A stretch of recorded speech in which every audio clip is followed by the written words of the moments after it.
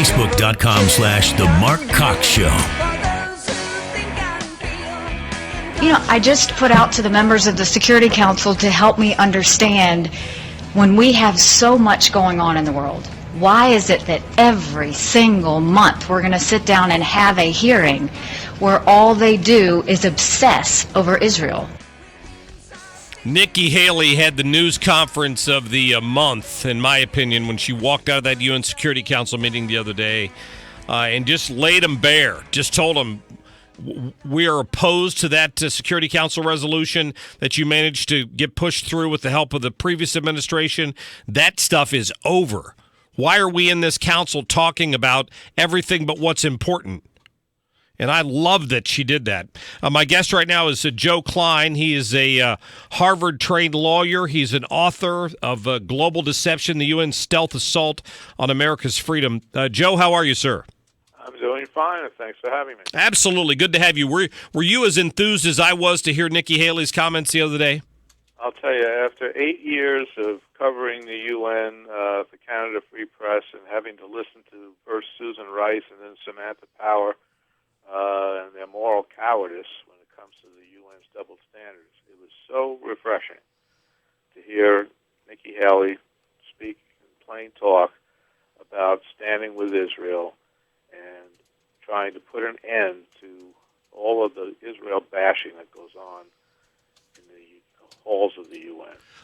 I guess I was concerned, Joe, because I really wanted John Bolton to get that job again, and he didn't. And I was, I don't know that much about Nikki Haley. I didn't know what to expect. But I was impressed at how she presented herself and how she made the argument for trying to turn around the focus of the UN Security Council. Well, I think she hit the ground running. Again, she spoke plainly.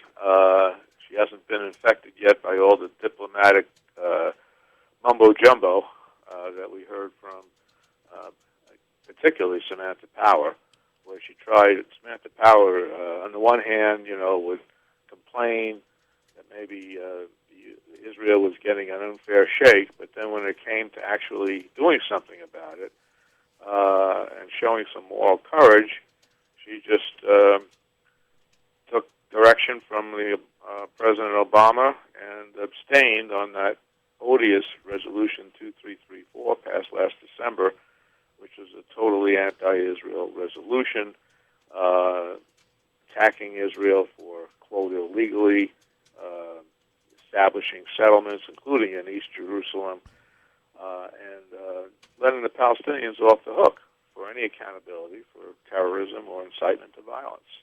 And Nikki Haley, I think, is speaking truth to power. And she's also shown that she's going to put her money where her mouth is. I can give you one example. The new Secretary General, Guterres, nominated the former Prime Minister of the Palestinian Authority to a high-level UN position, the Special Envoy to Libya. And Nikki Haley wrote a letter saying the U.S. objects. This sends the wrong signal. We don't recognize the Palestinians as a state, right? Israel, and yet Israel never gets any such high-level appointment, and here you are extending this to the Palestinians, and apparently that was enough to put a roadblock in the way of that ridiculous nomination. I'm interested to get your thoughts on this. Obviously, there are people, including Senator Cruz, who would like to see some funding pulled from the UN. Obviously, we have that as leverage, but how big of an impact, given the bureaucratic nightmare the UN has become, can Nikki Haley have to kind of right the ship there? I mean, do we have enough? Can we throw enough hip checks to get things straightened up a little bit? Well, we're not going to be able to, as a practical matter, get that odious resolution rescinded because even countries like France and the UK supported it 100%.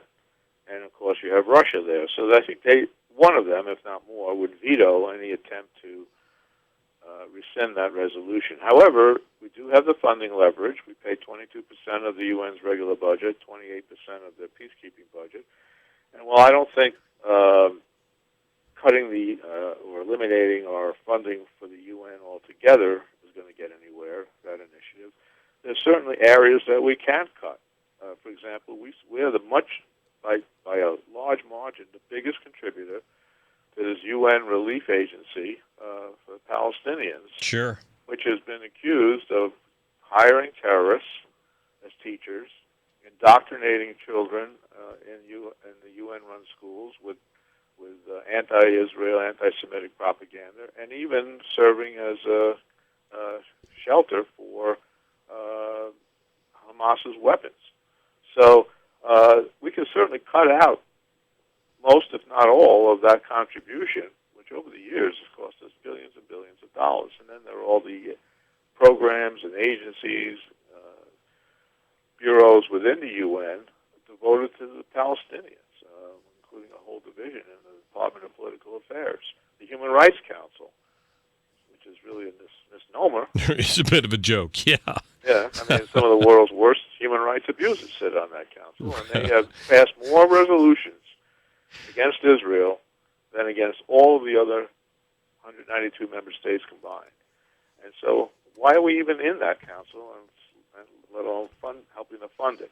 Yeah. So I think there are areas that we could take the meat axe to, and Nikki Haley was known as a fiscal conservative as governor of South Carolina, and I anticipate she'll be taking that same attitude toward the bloated UN. That's good. Yeah, I'm glad to hear it. Joseph Klein, the book is Global Deception, the UN's Stealth Assault on America's Freedom. And people can also go to Front Page Mag and read your articles there as well. Thank you so much for your time. Thank you. Absolutely. Wanted to get him on there talking about Nikki Haley because I love what she's done so far at the United Nations. We've needed more of that for a long time, and finally you've got somebody willing to stand up and tell the truth. Pat, you're on the radio. Thanks for calling. Hey, great job, Mark. You are absolutely authentic. Keep up the hard work, and you're a fresh voice out there for conservative radio. Well, I appreciate that, brother. That fantastic. Yeah. Praise the Lord for you. Well, it's very kind of you to say. Thank you.